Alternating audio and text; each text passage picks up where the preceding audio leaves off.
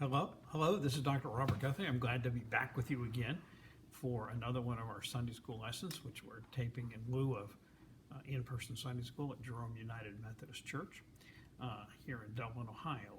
This is actually being taped on the Independence Day weekend, so I thought I would share a little Independence Day story just for fun.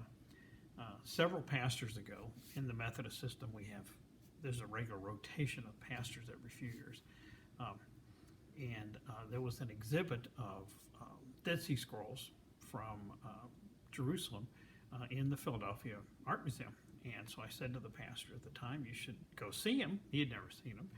Basically, he said, will you take me? And I said, sure, something along that line. Or I volunteered to take him. And so he had never been to Philadelphia, so we did a little bit of a tour, stopping at Valley Forge and down into downtown Philadelphia to Independence Hall and the Liberty Bell, their one exhibit, part of the National Park System, before we went to the museum. And we got into Independence Hall. We had one of those smart aleck rangers who liked to show off how much he knew about historical trivia that nobody else did. And so he says, talking about the vote for the Declaration of Independence, he said, and what day did they vote for the Declaration? And I answered, it was a question, so I answered, July 2nd. His face falls. No one apparently had ever answered it correctly before. That's actually when they did vote on July 2nd. They released it to the public on July 4th. So the official day is July 4th. They actually voted on the 2nd. His face falls. The pastor comes over and he said, why did you say that? I said, he asked a question. I was just answering his question. So anyway, a good Independence Day question. So if you ever go to Independence Hall and you run into the smart aleck ranger, remember, it was July 2nd that they actually voted for independence, not on July 4th. So I'll digress back to the scriptures, as I suppose, hopefully you all will tolerate a little bit of humor here from it. We're doing first and second Thessalonians today. Thessalonica is in northeast Greece, up on the Aegean basin, almost into Macedonia and what used to be the old Yugoslavia when we were all young, but we're not young anymore. And it's one of the churches that have been started by Paul himself on his missionary journeys. Most scholars, and I tend to agree with them, think 1 Thessalonians is probably the first of Paul's letters, followed shortly 6 months later or so by 2 Thessalonians. So these are the two original letters. And maybe in retrospect, I should have done Paul's epistles in the chronological order in which they were written, rather than the traditional order of following them in the New Testament, where they're more clustered on importance rather than chronology, but I didn't. And it's a good lessons to refer back to what we've covered in previous lessons. 1st and 2nd Thessalonians are two relatively pleasant, relatively simple letters.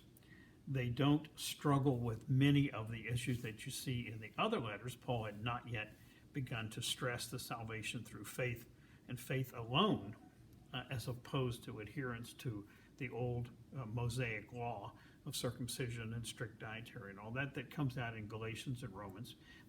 Those letters were a few years later, when Paul's theology had matured and the circumstances had forced him into other positions, or to the later, much more theologically mature Ephesians and Colossians, which I think were the last two letters, maybe except for the personal ones like Philemon or Philippians. And Paul's theology has emerged where he understands now the truly divine, preeminent nature of Jesus. Jesus was before creation. Jesus was part of the creation, of the divine creation, and the total divinity that's espoused in the Nicene Creed. So it's a much simpler letter, and it's actually relatively pleasant. He doesn't have the frustrated or angry passion that he deals with in what are considered the great letters, Galatians, Romans, Corinthian letters. So he doesn't have the anger and passion there. And they are written about 50 to 52. The first letter is apparently written from Athens. He makes very specific references to Athens. And he had heard that the church he had started in Thessalonica was under distress, that they were being set upon in some fashion by their neighbors who were not Christians. They were feeling uncomfortable and beginning to despair, and so the letter is written in to bolster them up, to get them to, realize this is normal. And you have to remember now in these eras that these were tiny little churches. And it's not clear how many members they had. Tiny churches beset by all these non-believers around them who probably scorned them, who were uncomfortable with them in business and things like that. And they felt a lot of distress at this. And he's telling them to bolster up, be of good cheer, and don't despair. And this is what you expect. And so, this is to be expected at the time. And he, don't let this get you down. Always maintain your love each other, support each other. And then the question comes up, which is more prominent in this letter and disappears as you get later letters. It's a very interesting expectation of the early church. The early Christians thought that Jesus was coming back imminently, within a few years, not even decades or centuries. The parousia, the second coming, which it was called. And this would end the world and all the world's evil, and that the believers would go off to heaven with Jesus, and that would be the end. That clearly hasn't happened. It's been 2,000 years since that time, and when Jesus is going to return for the final time, I have no idea. I don't really worry about it, but they did in those days, and so you have to understand that. They really expected this to come around imminently. And certain of their members had started to die off because in a group thing, people are always getting sick and dying, particularly in that era where they didn't have any medical treatment at all. And doctors may make it worse than better. And so he was comforting them, saying, no, Jesus is going to come back, don't worry. But don't worry about those who have, as he says, gone to sleep, which is a polite way of saying it. Already, they'll be saved too. Their salvation is not dependent on lasting until the parousia, until Jesus returns. That's good that it isn't, because it's been a long time and he hasn't returned yet. And people keep trying to predict when the end of the world's going to come, and I think I got real things in life to worry about, real things in faith to worry about without worrying about that one. But that was an interesting thing. And he gives them some of his routine advice to live morally, to love each other and support each other, and to live respectfully, so that those around you in the community will appreciate you and respect you and have positive feelings for you. So, and he commented how he had sent Timothy to them. Timothy was his most loyal associate, follower, whatever the proper term is. And he'd sent him, and Timothy had come back with good reports, and that was reassuring to him. And he's just trying to reassure him on the parousia that you don't have to worry that these people have, quote, gone to sleep. Maintain your faith and maintain your good behavior. So that's like I said, it's a relatively simple, pleasant letter, not as complicated as Romans or Galatians or Corinthians. II Thessalonians is even shorter. It appears to have been written 6 months to a year later, probably from Corinth, which is just down the coast from Athens, not that far. It contains a much stronger, what's called eschatological message. Let me explain two of these fancy theological words. Apocalyptic is and you find apocalyptic literature in Daniel and Revelation of John and stuff. And apocalyptic is this final battle between good and evil, where there's the evil forces arise and the good forces come, and there's a clash and good wins. That's apocalyptic. Eschatological is the end of time. That time ends, and that will become, and the final reckoning will come at that time. And many of the descriptions of it actually blend the two. That Jesus really didn't talk directly about apocalyptic, there's going to be a final battle at the end. He was oriented toward eschatological, that you need to make peace with God and have your faith and this and that, because your own end time will come. But they're different. They're a little bit different. They are often frequently used together. Paul uses them a little bit together here. It's probably into an more eschatological than apocalyptic, but he does talk about the coming end of time in II Thessalonians. and that Jesus will return in triumph with fire and fury, and he will reward the believers and will punish the non-believers. So this is eschatological and end of time with a little bit of apocalyptic thrown in it. The end of time, this end of time description is unique for Paul. It's not anywhere else in Paul's literature. So you can see how these letters are different. They're very, very different. They don't have a lot of the turmoil that he had, the Judaizers, the tension around that, the struggle of salvation by faith, and all that. But he's dealing with the concept of the end of time.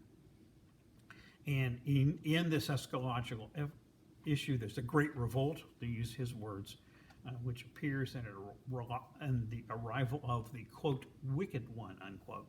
Most people think this is apparently not Satan or the devil himself, but an agent of Satan or the devil, and who comes to destroy the faith, and he has counterfeit miracles and other evil teachings, and then Jesus returns suddenly to destroy the evil one and his evil messengers, and to reward